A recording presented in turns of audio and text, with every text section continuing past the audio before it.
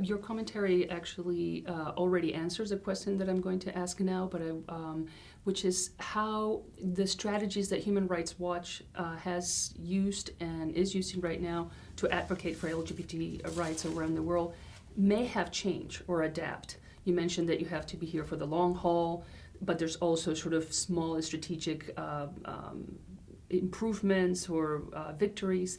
So if you could tell us a little bit, to give us a little bit of a historical view of how, in particular, advocacy for LGBT rights across the world has changed for Human Rights Watch in the recent years. So what I think is important in answering that question is to say something about what the methodology is of Human Rights Watch in general and how that works in terms of the LGBT rights program.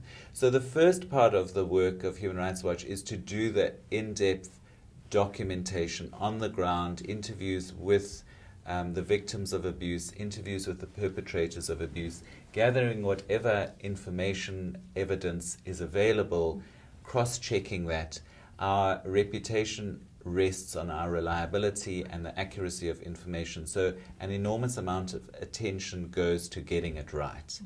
And then to use that to draw attention to the issue, and to do that through widespread publicity, which is again where social media comes into play.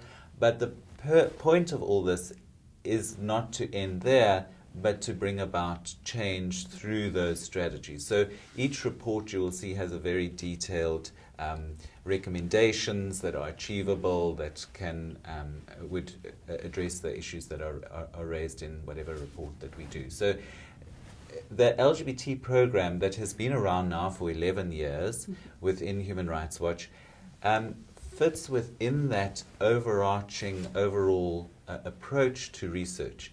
But sometimes there are particular challenges, not unique to LGBT, but sometimes highlighted in LGBT. What do you do in a situation where people are not ashamed of what they're doing? In fact, it gives them a certain political traction to be seen to be homophobic. Why is it effective to use homophobia for political ends? It's effective because it appeals to a widespread, social prejudice or whatever it might be. So we need to adapt our strategies and always to be careful about working in ways that are applicable and appropriate to a country setting.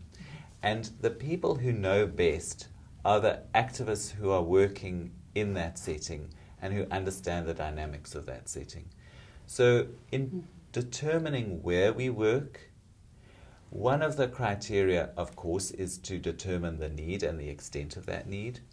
The other criteria is always where we can partner effectively with local organizations. There's some exceptions to that, but that is a strong incentive. And thirdly, where we can have an impact, and preferably an impact not just in the country, but also more regionally, because we've got limited resources. So I would say that overall, that it's a way of using that overarching framework, but adapting it to particular circumstance. The way we would pitch our research and follow-up work in South Africa, as I've mentioned, it would be very, very different from the way we would do it in Cameroon. When would be very public, for instance, and when would it be better to be much more private? I'll give you one example of a case in which we drew very little publicity to a particular report because we felt it would be counterproductive, and that was in Liberia. So in Liberia, there was a proposal to bring in legislation that would have increased penalties for LGBT people there and would outlaw same-sex marriage, which is a kind of redundant piece of legislation because same-sex marriage isn't allowed in Liberia anyway.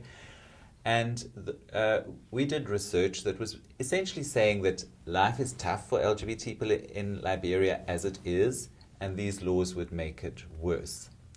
But the issue really there was that the groups that were working under the ambit of HIV and AIDS, but also doing some LGBT rights work, didn't have that much access to government officials, to people in power and influence. And so what we did is use that report in a very low-key way to host a stakeholders meeting. And we made sure that influential people were invited and agreed to attend that stakeholders meeting. The US ambassador herself said she would come. Other representatives from the EU, for example, agreed to participate in the stakeholders meeting. Representatives of the LGBT organization came, and government officials came to the meeting as well, so that there was a civil dialogue around the issue of LGBT rights that wasn't fraught, it wasn't under the public gaze, there was no media there was no big splash announcement about what was happening. It was a low-key meeting that facilitated that engagement between local activists and senior government officials, and we were able to do that because we could convene such a meeting as Human Rights Watch. So there's a way in which we can use that leverage in order to facilitate that dialogue.